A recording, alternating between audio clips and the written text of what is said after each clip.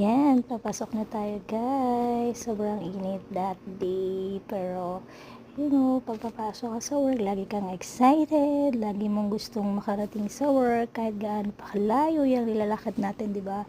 Grind lang ng grind, di ba? Mga kapatid, ang mga tao. I don't know what to say na. Basta yun, ayan, naglalakad ng lola mo sa initan, di ba? Sobrang init niyan, pero sige lang, aura lang girl. Yan. Sobrang layo pero okay lang yan kasi exercise ko. Ang taba-taba ako na dyan.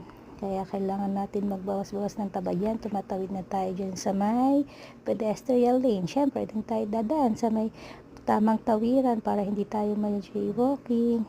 So, yan. Sobrang init pero go girl. Lakad lang ng lakad. Alam nyo ba, guys? Sobrang saya lang kasi even di pa naman lahat okay sa life ko or kung sino man nakaka-relate sa akin, pero if nasa buhay mo si Lord, nasa buhay mo si God, pero sobrang saya, di ba? Sobrang saya na parang feeling mo punong-puno ka ng love niya, na lahat ng gagawin mo guided ka, di ba? Sobrang happy lang yan. Tinapat na naman sa akin ng camera. So yun lang guys. Thank you for watching. Bye.